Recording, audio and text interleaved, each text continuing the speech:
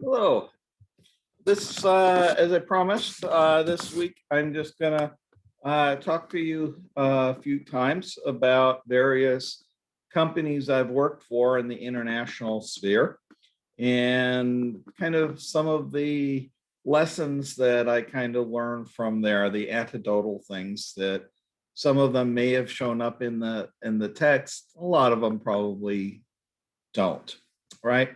But anyway, in my career, the first place that I had to uh, deal with international issues was as an intern, a co-op program for my undergraduate school, but that was more in engineering and had to do with analyzing foreign weapon systems that isn't really business. So we're going to skip over that.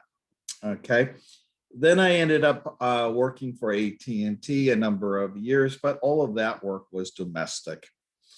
So we're going to skip over that. And then I got a job with a German consulting company. This company is the worldwide leader in the specialty called product pricing. So they help firms, pharmaceutical firms, pretty much retailers, airlines, a variety of different organizations figure out what the optimal price for their product is. Now, this company was founded by a German professor together with an American, but they built up this company in Germany. I was their first US employee. When they decided that they were going to have international offices, their first international office was in Boston, Massachusetts. And they wanted to hire me. And the reason I got that job was I was at the right place at the right time, which is always helpful. And then a couple different things came into play. One is I speak German fluently, and so that helped quite a bit. Came from a German family, so I kind of knew the German culture and so on and so forth.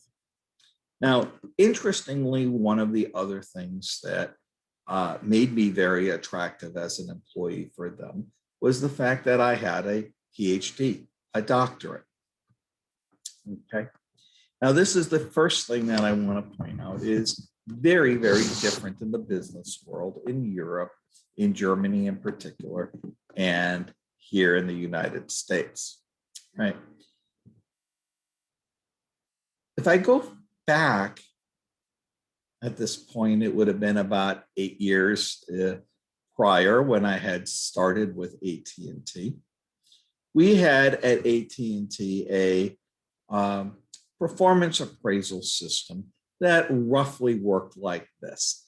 You write your own performance appraisal, you write the best one that you can get your boss to sign, right? And he'll walk over it with you. And if he agrees that what you wrote was factually accurate about your performance for the previous year and documented it well, he would put his name underneath it, and that would be your official annual report, right? And to some degree, academia does a little bit of version of that. But anyways, I did that the very first year. And as I would have put in things like that, we would have talked about, Polly wants to say hello. Yeah, she doesn't have any international experience that I know of, okay? But as I was saying, one of the things I wrote up, as these are supposed to be done in the third person, Dr. Schumann did this, Dr. Schumann did that, and so on and so forth. These are the accomplishments. And my boss at the time at AT&T here in New Jersey came back and he said, quote, it's fine as written. There's only one thing you need to do. And I said, what is that? And he said, everywhere where you have Dr. Schumann written, cross it out and write Mr. Schumann. Nobody wants to know that you are a doctorate and superior to others, right? As degrees don't matter in our organization. Your performance matters. And the rest of what you wrote about your performance is great, but that degree is completely unnecessary and will turn people off because it will make people think you are better than them, which of course wasn't the case. But anyway, so I did that. Well, fast forward 8 or so years when I get hired by Simon Cooper and Partners, which is the German consulting company. And the very first things that they were attracted to was my education and my title, the fact that I had a doctorate and I was as young as I was, right? And in the US, if you go through school, get an undergraduate degree, and very quickly go to graduate school, very quickly after that, you too, if you choose to do so, can get a doctor title and get through school extremely fast. In Europe, it's a much slower process, and it's a process that you probably were going to be working for a few years and then doing your doctorate at the side and so on and so forth. So one of the things that really, really impressed the Germans who hired me, I think, was the fact that I had a doctorate. The same thing that I was told 8 years ago, take it off of your annual performance appraisals. Nobody gives a crap about it. So big difference between the German mentality and the American mentality, right?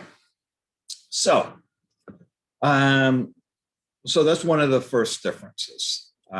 They hired me. Oh, by the way, I had 8 years earlier figured I would apply to American consulting companies like McKinsey or Boston Consulting Group or someone like that. And they too told me straight to my face, we don't hire PhDs. Okay. And their argument was, all right, we need workers who are able to do that. And if we want to bring out a hired gun, in terms of prestige, we will hire as a consultant to us some of your professors, right? We will go to the top name. We don't necessarily need that. What we need are good MBAs that can work their tails off, okay, and that can manage projects, manage relationships, and keeping the consulting assignment going, right? We don't need a PhD, right? That's an American consulting company. That was the experience I had here. In Europe, in Germany in particular, it's very, very different, okay? There, oh, absolutely, positively, you would put the fact that you've got a PhD, a doctorate, or any other diploma on your business card. It'd be a no-brainer. Of course you do that. It's one of the things that will impress people. Okay. Here in the US, not so much, right? Big difference culture-wise between two companies. All right. Now, we were doing consulting projects even before I got hired with multinational firms. Okay, pharmaceuticals were a big part, but we also did work for 3M and a whole bunch of multinationals worldwide. So the company itself, had some experience, but when I was brought on as the first foreign American consultant, okay, some of the clients that were middle-sized companies in Germany said, great, now that you have an office in the US, can you see why our American subsidiary isn't doing very well? Okay. In a typical German method or a German way, they didn't end it with the statement, can you see why the American subsidiary isn't doing well?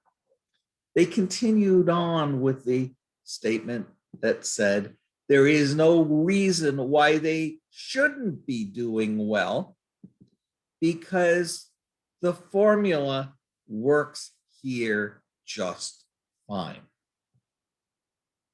Okay. It turns out that's about all I needed to know. And it sort of gave me an idea as to what the likely problem was. Okay. And the problem was oftentimes when we interviewed the American management team and we had them go through the plans and so on and so forth. And, we were pretty straightforward. We were there to figure out, how to improve their performance, right?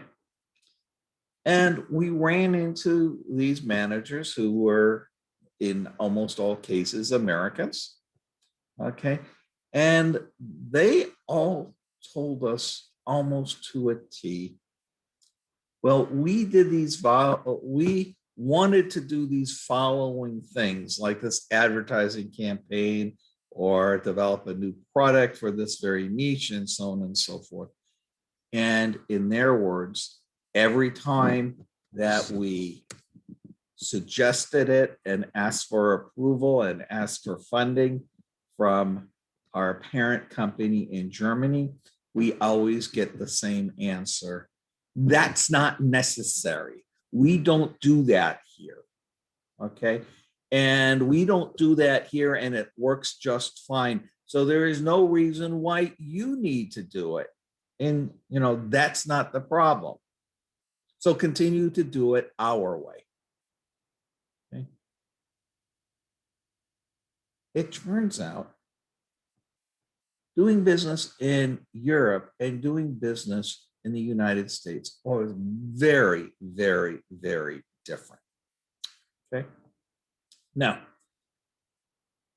many of these same companies also from Germany went to Asia to try to sell in Japan or China or Singapore or places like that.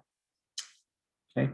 And I can almost guarantee you they did not dismiss the management of those places with the statement of, it works here, the formula in Germany works here just fine. I bet that it will work there's no reason it would not work in China, just like it does in the in Germany, right? The same thing is true in Americans that go across the ocean, okay? Practically no one will make the statement that says we expect Japan to be like our home market. And because of that, they are going to listen to the local management. Why? Because the culture is so different. Okay? The language is different. Okay. What they eat is different. Okay. How they interact with each other is different. Right? The music they listen to is different. The movies they watch are different. Okay. So when you cross the Pacific or you cross the Asian continent, okay, it is a big difference, and everybody knows that what probably works in your home market won't necessarily work in a foreign market unless you tweak it. Okay. The problem with crossing the Atlantic, and this is true in both directions, okay, is that our social culture, okay, is too similar. So with dating myself a little bit, there was this great American band that had hits you may have heard of, like Yellow Submarine, I Want to Hold Your Hand, and so on and so forth, right? You'll know this band as being the Beatles, right? American top 40 all the time, right? Best successful four-man band of all times in the American marketplace, right? Great American dudes. No, right? They weren't. They're British. Part of the British invasion, rock and roll. Right? Oh yeah, I forgot the early days. The early days of this band wasn't in the United States. The early days of this band was in where? I want to say Liverpool, but actually, probably the most formative part of was when this band called the Beatles were playing all the clubs in Hamburg, Germany. Right? We could almost make a little bit of a statement that says the Beatles were kind of like, a band that came out of Germany. Yeah, technically they were British, right? But the bottom line is we all listen to the same pop music. We all watch the same movies. We all watch the same TV shows. Yeah, sometimes they're dubbed into the local languages, right? And if you go someplace where the country is small, like Sweden, it's probably in English with subtitles in the area of the language of that area, right? But the bottom line is when we cross the Atlantic, it appears that things are not quite as different.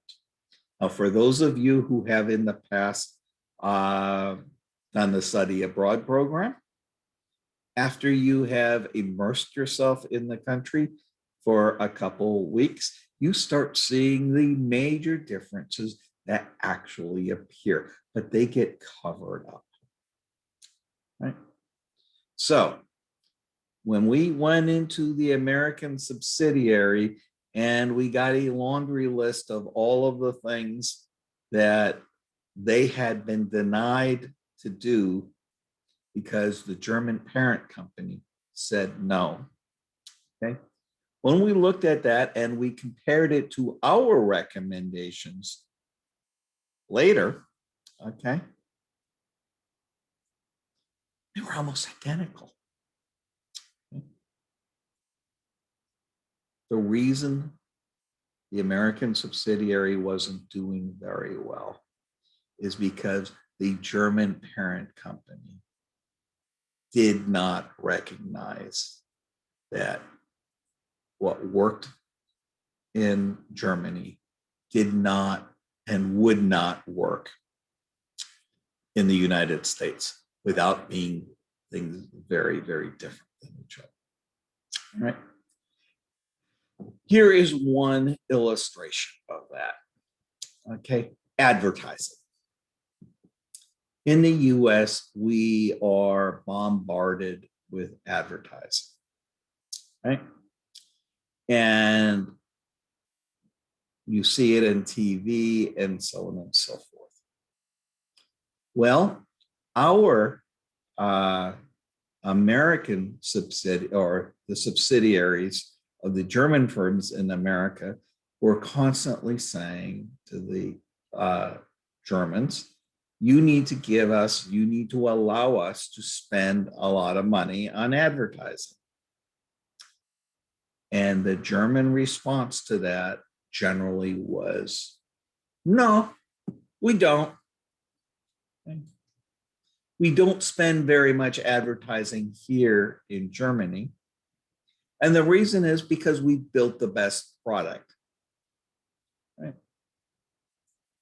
And they truly believe in the concept, if you build a better mousetrap, the world will beat a path to your door. Why? Because that's the way it actually works in Germany. US companies going into Europe spend a lot of money in Europe advertising. And almost all of that money is wasted and has absolutely no benefit. Let me give you a little reason why. You had the various Hofstede things, right? Americans tend not to be terribly risk averse. We will tend to try various products. Yeah. And because we are willing to try various products, we aren't generally going to put in a huge amount of resources to studying that product before we buy. The Germans are extremely risk averse, and they would not make a major purchase unless they had studied all of the possible purchases and then selected from those the ones that were the best for them. The net result is, in the US, if you are making a purchase, you may go look at 2 or 3 of the competitors in that field and choose the one that you want from that list of 2 to 3. You are probably not going to make a list and make an effort to see all 12 or 20 manufacturers of that particular product and learn everything about their product. Americans won't do that. The Germans will. So how does that add together with advertisements? Well, to be successful in the US, you have to be top of mind. When they go and say, oh, I'm going to look at TV sets, what brands should I look at? You need to be in pretty much the top 3. Right? If you're the 18th brand in the TV market, okay, unless somebody stumbles upon you when they go to Best Buy, nobody's gonna get your product, right? And by the way, Best Buy is probably not going to put you on when you're the 18th on the list. Why? Because people may have come in saying, oh, I want to look at, Sony and Toshiba and whoever the third one was, right? How do you make sure that you enter the US market? You need to get people to recognize that you are one of the players, one of the top 3 players, okay, in order to get people to seriously look at your product. How do you do that? Advertising, right? The more advertising you're doing, the more likely people will recognize, oh, I really should check out this product. right? The more advertising you're doing, the more likely Best Buy is going to put you on display, right? Deep down, Best Buy doesn't give a crap as to what brand TV you are buying. They just want you to buy it from them, right? Ideally with a service contract. So, net result is Europeans tended to constantly deny the advertising budget of their American subsidiary. That, no, we don't need to do that. We don't do that here. And, we built our business here just out of word of mouth. Yeah, word of mouth doesn't work if mouths haven't experienced your product. Anyway, you need to be in the top 3. You need to advertise heavily in the US market. American firms going to Germany do things completely in the opposite direction. Yeah, you need to do a little bit of advertising, right? If you got a brand, let's say GE doesn't make TVs anymore, but let's say they did. And if GE wanted to sell into Europe, they would need to do a little bit of advertising, enough to get German consumers to recognize that, GE is one of the 20 players in this field. And then the German consumer would be checking out GE along with the 19 others to come up with the best solution for them. Right? GE, as an American firm, can go over there, do a little bit of it advertising. Maybe the very first 5% of the advertising they did was useful in that it got people to say, okay, this is the decision set we need to look at. Right? Everything beyond that was complete waste of time, because once the customer knew that GE makes television sets, the consumer would do the research, even before internet, before making a purchase. And then they are going to make the purchase based upon the best fit for them. Okay? You don't need to talk them into it. You just need to do enough advertising that they are not ignorant that you sell the product. Across the Atlantic, the other way around. Doesn't work that way. Right? We worked out all sorts of different things. One of the things that's very different is our definitions of long-term and short-term.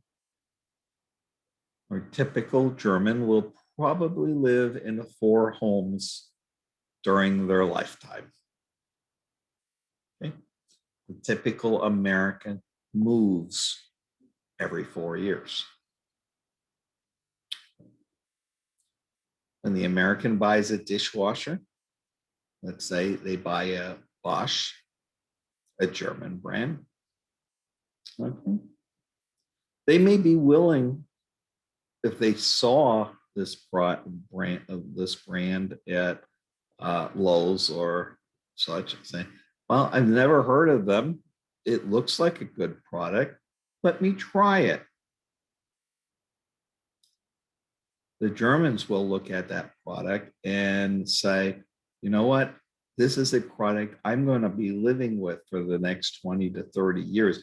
I better be careful about which brand I bring into the household, which product I bring into the household. The American basically says, you know what? I'll try it. And if it turns out that they make crappy washing machines and dishwashers, I won't ever buy them again. That threat works in the US. That threat in Europe is silly. One of the clients I had I cannot remember whether it was one of the German luxury manufacturers of cars. So it might have been either Mercedes or BMW or someone like that. Anyways, one of my very first jobs was to cross translate. All right. We had a questionnaire we wanted to ask in all sorts of markets. And me being the new American native English speaker, my job was to take their customer service, their customer survey, and translate it into English. And I had to go back and tell them, look, some of these discussions are that you're asking about. You can't ask them like that in the United States. Okay? And the one that I remember was this particular manufacturer, for most of their vehicles, made two versions: a long stretched version and a shorter compact version of that luxury model. Okay. And one of the questions that was being asked was, why did you choose either the long version or the short version of that car? Well, it turns out in the US, about 85–95% of the cars were the long version that were being sold. Right? Yeah, we have a few cities where parking is a big issue, but in general, this is a big country compared with Europe. Right? Anyways, we were going to ask this question, and I pointed out to them, you need to write this as a hypothetical. If this car were available in a shorter wheelbase, okay, would you have been more willing or less willing to buy it, and why? And my counterparts on the other side said, it's not a hypothetical. They make the cars in both versions. And I said, well, the American consumer doesn't know. And I said, how could you not know? These customers are spending $30,000 on, or $25,000 to $30,000 on a luxury car. How would they not know every single detail? I pointed out, it's not how Americans buy cars. Okay? Chances are you are buying a car either because all of a sudden you woke up and you say, you know what? I deserve to have a luxury German car. Or you took your old car in and had it serviced, and you were walking around the lot while they were changing your oil, and all of a sudden you had an impulse purchase, said, oh, look at that red one, and that a beautiful car. At which point the sales guy comes and tries to talk you into it. And, maybe 5–10% of the time, they're successful, right? And you leave having seen the car. Okay? And you're real happy. And you drive the car off the lot that day. Now, maybe you check Consumer Reports or, Google to see if there's any really good reviews or not good reviews, but you're not doing a thorough search on the car, right? Most cars, and my son's in the car business, most cars, for the most part, are impulse type decisions or decisions they have to make because their old car got into an accident and we need a new car. And most cars, you buy what's on the lot. Yeah, there's exceptions that move the rule, right? All right. But in Germany, oh no, if you're buying a car, okay, you have invested your time and effort to know everything there is about every choice you could possibly have in that car. And then you probably will order exactly what you want instead of saying, oh, you got a red one? Or I want a black one. And the dealer says, I don't have one, but I can get one here tomorrow. Let's write up the paperwork and I'll swap the red one we have for a black one if that's what you want.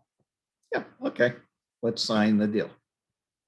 There isn't a sales guy in America who would say, whoa, time out. Before, I see that you were willing to sign the purchase contract for this $30,000 car. But before you buy that car, let me give you something to think about.